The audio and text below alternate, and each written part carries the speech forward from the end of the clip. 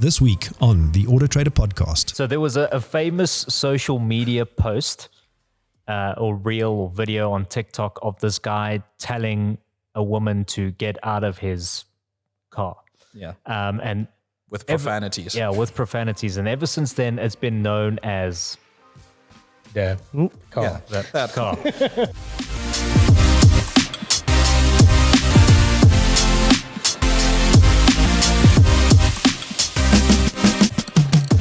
And welcome back to another fabulous episode of the AutoTrader podcast. I'm here with the two legends themselves, two men that have both driven a Mustang and worn leather jackets. We have Mr. Nurse and Mr. Furry. How are you gents doing? Mine wasn't real leather, it was pleather. Mine was real leather. Pleather for breakfast. There we go. So, lads, today's episode is going to be South Africa's colorful car nicknames. Now, we have a significant history of car nicknames. Sometimes it's just for a laugh, but then some it's symbolic. Sometimes it's also relating to popular culture of the time, what the car represents pretty much. Now, we're not going to chat about all the car nicknames. We're just going to talk about some of the most popular ones. And we encourage you all just to get down into the comments and also comment about the ones which you find also most fascinating, maybe ones that are quite popular as well in some areas and whatnot. So let's kick things off.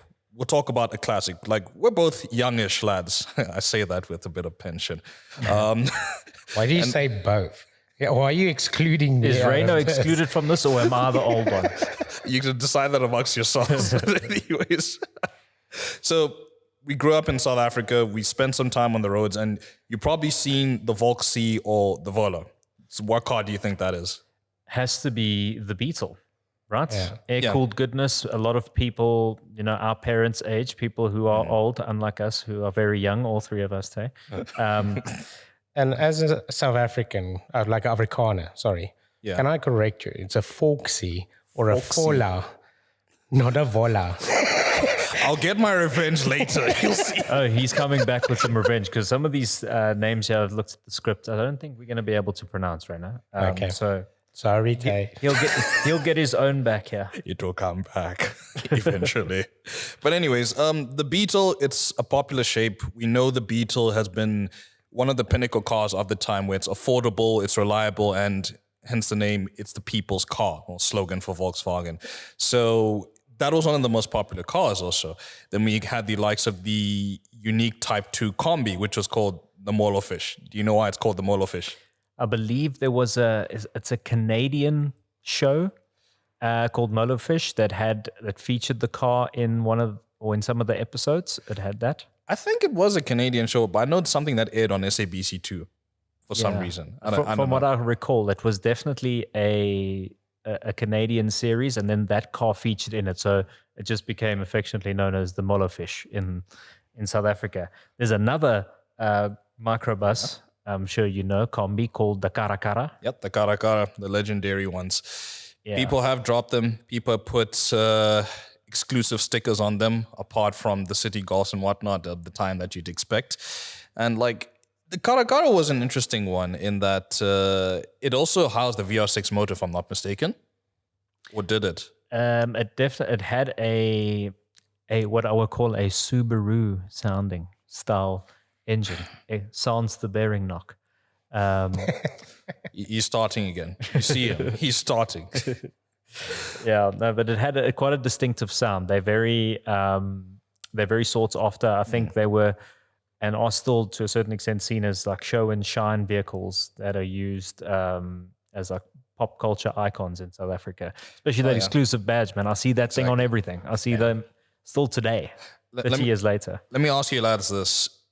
When you were in primary school or even high school to some extent, did you have that tuck shop Danny that always used to come in a Karakara or something? Absolutely. There's always one. So at my school, she had a Synchro. Oh. The lady had a Synchro, the 4-wheel drive version. And it had no rear seats. She just used to come in there packed with pies and salad rolls and, tartazine-filled drinks, all the good stuff that we had back in our primary school days. And then the ice cream truck just labeled Roemeis. Is that how you say ice cream? Please judge me on my pronunciation. Roemeis. There we go. I'm judging you this whole show. Anyway. Moving on. Another nickname for convertible. Silahla. What do you think that means?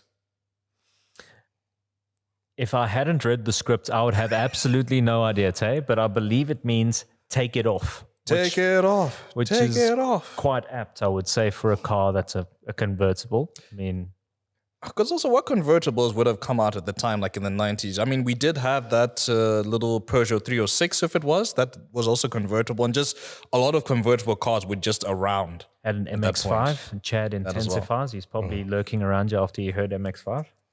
He's popped From up the in the corner. Italians, you had the Barchetta. Barchetta, actually, yeah, that was actually a really nice car as well. You don't see many of them anymore. They're probably hidden somewhere. I'm going to have to search around for that. There are two BMW cabriolets that whenever I think of the word cabriolet, they spring to mind. It's the E36 328. Do you remember those? And then the 330 Ci, the E46 shape. I always envision that car being gold with the top down, and some person going through some form of midlife crisis while they cruise in it. But those cars, for me, are synonymous with cabriolet, the word cabriolet. For me, it's like the bottle green with the peanut butter interior. Yes.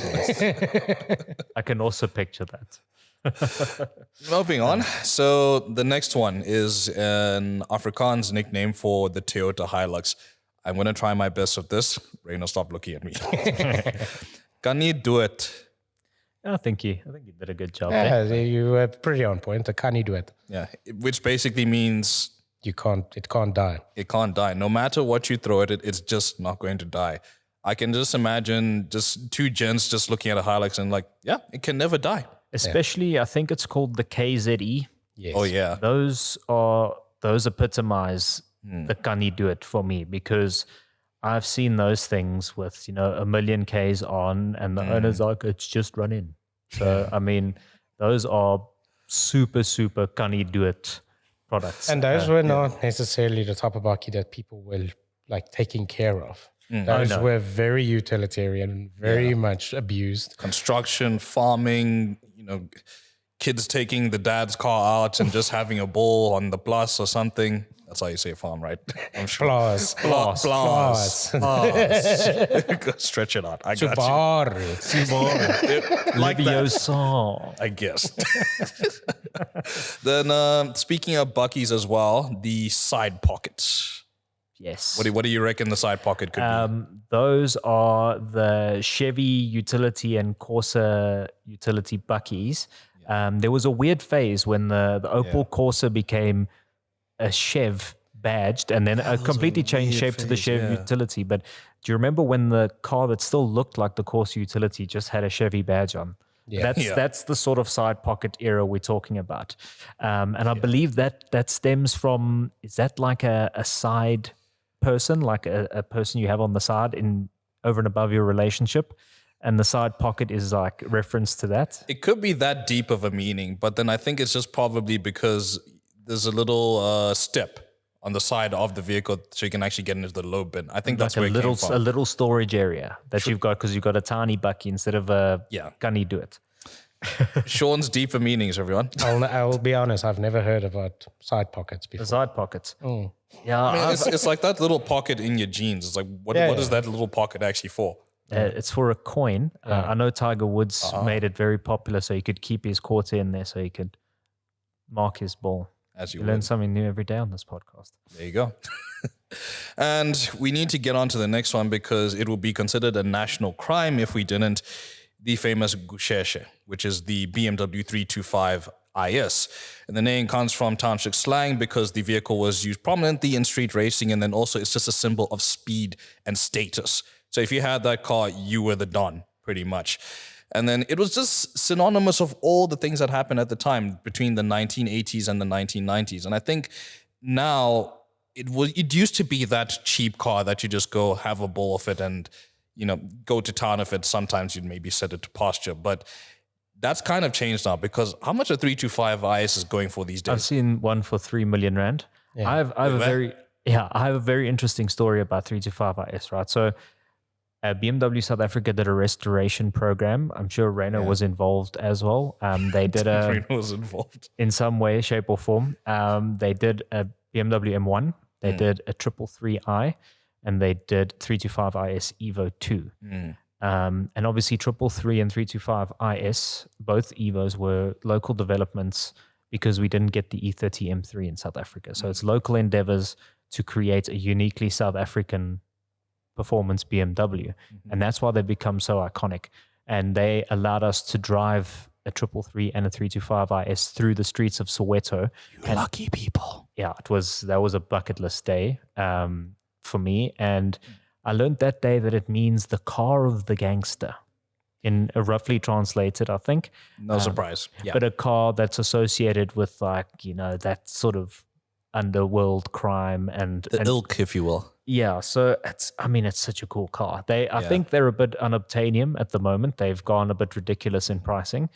But it's just, that is about as South African as you can get automotive-wise, is a Gusheshe.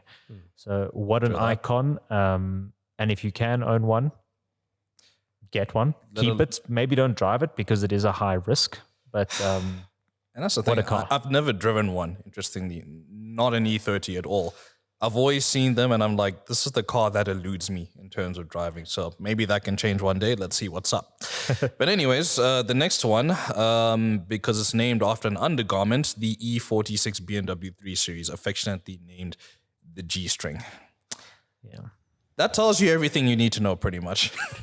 The G-string. I believe it's got something to do with the way the boot is styled. It looks kind of like a person wearing a G-string, but... A bum. Yeah, looks like a bum with a G-string. The rear of the vehicle. That's a very layered joke. It's a layered joke that's in the AutoTrader content team lore somewhere. But anyways. And then, not just exclusive to the South American rainforest or a reasonably entertaining ride at Gold Reef City, the word Anaconda is also associated with another BMW. I believe it's the, you know what I mean? Exactly. E38 7 Series. You know what I mean? A very famous action star drove that vehicle. And he also drove the pants off of it, interesting. In the Transporter, yeah. The E38 7 Series in Transporter, that's known as the Anaconda in South Africa. I believe because of the way the kidney grille and long bonnets are sort of situated, it resembles that massive snake. And also, it just resembles the amount of times that movie has played on ETV as well. Only on E, as he reminds you every 15 seconds. Squab, skiates. WWE SmackDown. Then next up, there should be a shake while we're speaking about BMWs. BMW receives some of the most interesting nicknames. I haven't seen anything of Mercedes, interestingly, but if anyone's heard any Mercedes-related nicknames, please let us know in the comments below. Why is it called the Shabir Sheikh? I think we all know for some reason. He was allegedly too sick to be in prison or to be tried, and yet I think it was in 2007 or 2009. I'm getting my dates jumbled up here.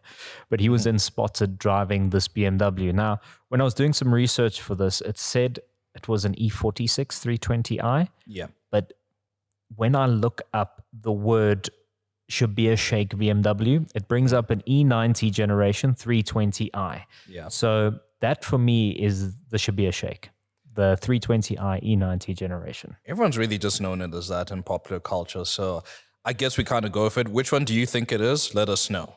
Then after that, one that I actually haven't heard before, the Boots. Yes. So there's two BMWs that are named affectionately. One is an international nickname after it's called the Clown Shoe, which is the first M Coupe. But in South Africa, the first generation 1 series, so the E generation, that's called Boots because I believe it resembles a shoe, the way that it is styled. So it looks like a trainer. So that's called Boots. Quite an interesting nickname. That was a bit of a deep dive into South African car nicknames. If you have any others that we potentially haven't heard of, just let us know. Oh, you went real deep in this. Anyways, then we also got another one that should be mentioned because, again, if we don't, it's going to be a national crime. The Vura. So where does the Vura come from exactly? The VR6, Golf 3, Jetta of the same era as well.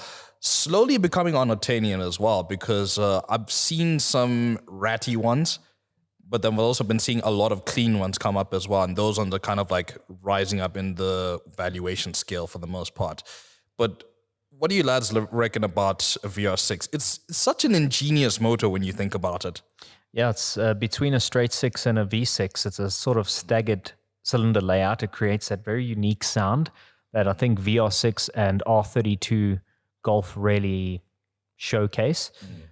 But the name Vura is for I don't know how to say it, but for the English nuts out there, it's an onomatopoeia. So it's a word that is conceived by the way that it sounds. Yeah. So it's a very interesting cultural development that we got this VR6 when it comes past. People heard it and then they're like, oh, there's the Vura. And there's another VW coming up later that is named after the sound that it makes. A very distinctive sound. I'm sure you guys already know what it is. We will know it. Yeah. I can see Reno in a Jetta 3 VR6. It would Really? suit him, actually. It Really? would. A Jetta VR6. I don't know. I see him in like a Hammer. Actually, the a first Hammer, the first yeah. AMG. I could see him playing Russian rock music. Yeah. That's what I see. I see him driving a Hammer. Like gangster music, and I'll have like the full tracksuit The full Adidas tracksuit to go with it. He comes out in front of his car. He just squats for a picture. Of it. Exactly. Gold chains. Let's make it happen. We'll make it happen one way or another. So that leads us to the next car, which is the Vrr-Phaas. So that's one of the more modern nicknames that came from the Golf GTI and the DSG fart, essentially, that it makes when it changes gears. So it became synonymous of, because the car is also so fast and because of the sound it makes, it has an impactful noise. Hence the name Vrr-Phaas. So yeah.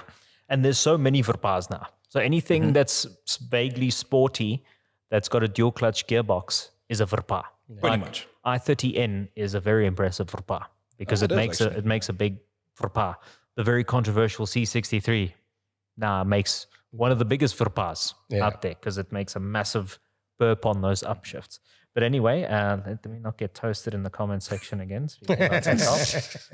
Rather toasty. It's like put them on temperature setting number 2. Yeah. Come out really nice. Jeepers. And then, what's this next one here? I don't know how to pronounce it. Bourgeois. The bourgeois. It's local culture associated with tight clothing. I don't wear tight clothing. You gents don't wear tight clothing, so we're not within that demographic. But apparently that's related to the Polo, which has the round lights. Yes. So that is the 9N, if I'm not mistaken. The 4th generation Polo. Yeah, the round lights, the one that made the 1.9 TDI so synonymous. Yeah. That 1.9 TDI was actually such a lovely motor. They're still lovely. Yeah. If you can find one that hasn't been modified to death. And maintained also, that's the other thing, because they were actually really good cars. Then the next one, of course, this is 3 national crimes in a row if we don't mention them. The beloved City Golf. The City Golf has been everywhere. It's built a nation, if you will, apart from the Mitsubishi Colt and some other vehicles as well. And South Africans just love a good Mark 1. All the way back from 19-something all the way to even 2024. Like I went to VW Campfest beginning of this year, and of course, you're going to see a bunch of Mark 1s, that much is for certain. And just the love and passion that people share for these cars. Do you have a love and passion for the Mark 1, though? I love a Mark 1 Golf, but City Golf was only a specific model within the range. But it's had such a big cultural impact that all first-generation Golfs are just called City Golf now. That's how big of an impact that vehicle had. I mean, the original City Golf is that sort of blue, yellow, or red with the white painted steel wheels. Pastel color swatch, pretty much. Yeah, so that was the original City Golf, and then we had things like Velocity. There was a Strange Wolf edition. There was a Billabong edition. There was a bunch. There was a GTS. There were some very cool iterations of the car, but they're all affectionately known as City Golf. The City Golf. And what it also formed part of, I guess I'd say in the 90s and early 2000s as well, along with the Toyota Tazz and the Opel Corsa Lite, the starter packs, pretty much. Whether you're playing Pokemon, whether you're just getting a starter pack as you would. That's what they used to call SIM cards back in those days. Not anymore. Yeah. This was the cards that were presented to you and like, okay, this is your entry into motoring. So make your first pick, pretty much. Yeah, the starter packs. I actually have heard this a few times, especially I think in more modern times, it's shifted from starter pack to fuel saver. It's just like fuel SAVA, fuel saver. And that's like a car like Renault's Corsa Lite. Those are fuel savers. They're like reasonable in terms of pricing. And they're very light on fuel and cheap to maintain. So that's the modern starter pack, I would say, is called a fuel saver now. So by the way, I might be selling one soon. So watch out for an AutoTrader. If you're looking for a starter pack. Buy his Corsa. That's a good plug. I like it. Then one of the newer nicknames for the Isuzu D-Max, which it got recently, I had the AT35 on test, and which was a mental vehicle, might I add. And basically the name is Nogwaja, which basically translates to rabbit. Yeah, so like I don't really know how to interpret that, but we all moderate the comments on our social channels, and every time there's an Isuzu article, it performs very well. And the social engagement, I would say 30% of the comments have the word Nogwaja in it. So I had to look that up, and that's the new nickname for the Isuzu D-Max. It's a rabbit. So it probably hops like a rabbit pretty much. You want to take it off some jumps or dunes? That would actually be pretty fun. I mean, Lawrence actually took the AT35. I think it was in the Eastern Cape Mountains or something near where it was built. So check out that article on site if you haven't already. Very picturesque, and that AT35 is a really capable bucky, I must say. Some people argue that it's excess a bit with the lift suspension and all that, but don't let me get carried away with this. But yeah.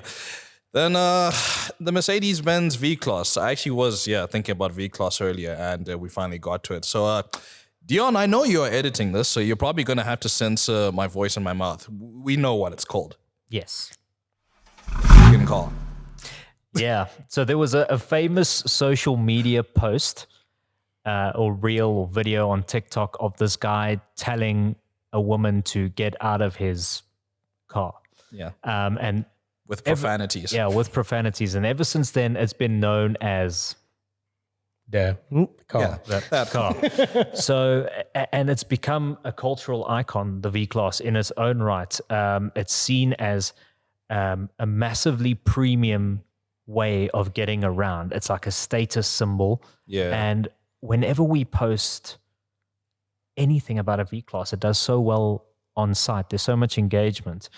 And I remember when I first started here, I had one on test, and I took some pretty impromptu photos because I didn't realize that the test was 5 days instead of 7. So I quickly had to take photos before I took the vehicle back.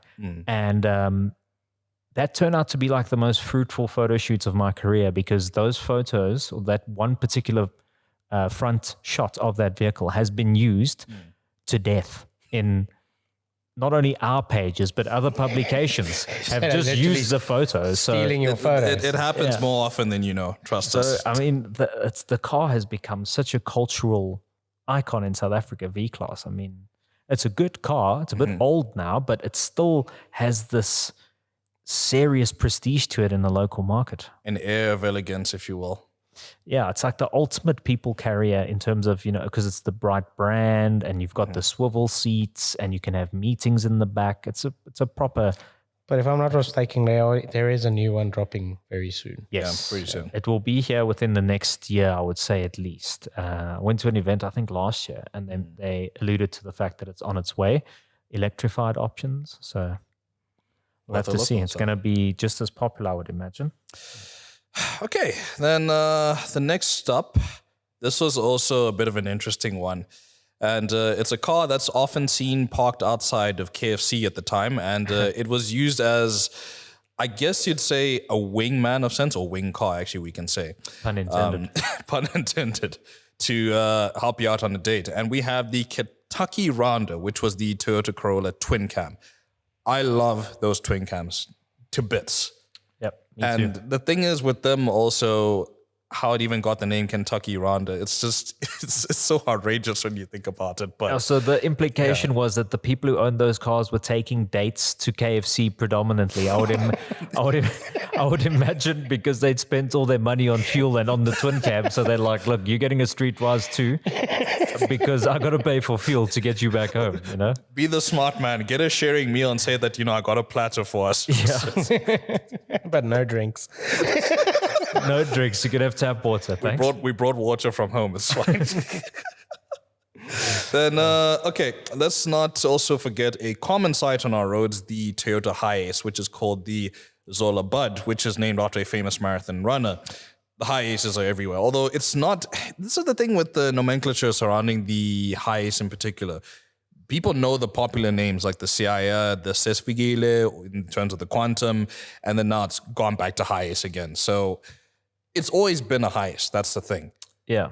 But now with the new Quantum popping up and then being a premium model in this instance now, it's kind of like changed things up a bit. But yeah, Hiace, common sight on the roads. And that's for the previous Hiace, the previous gen. Now the new Quantum-based one. I know that we've had stickers, as in physical stickers on the car, giving it a nickname.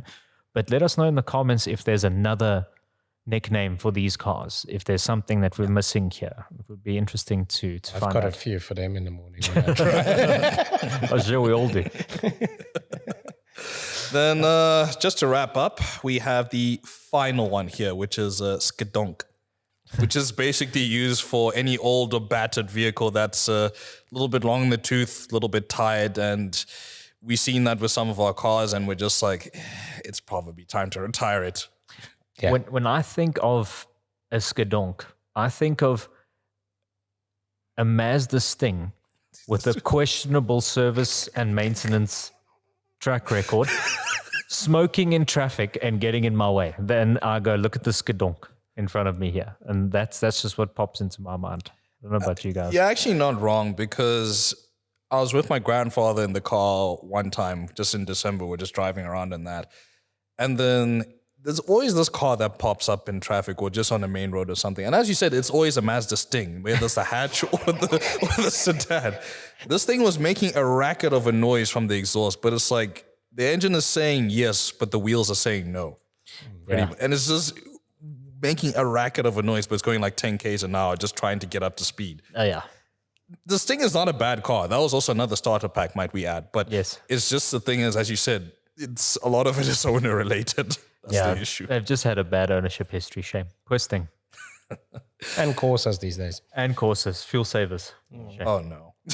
But anyways, so yeah, just to wrap things up, yeah, there you have it. That's some of our most beloved, most famous car nicknames. If you have any that you would like to share, please let us know in the comments below, and please judge us on our pronunciations as well, because there was a bit of a hard time doing this. But anyways, if you like this, please don't forget to like, share, subscribe, and hit that notification bell so you don't miss another AutoTrader SA video. That's it for now. I'm here with Mr. Nurse and Mr. Fari, and myself, the guy, and I'll be seeing you all later.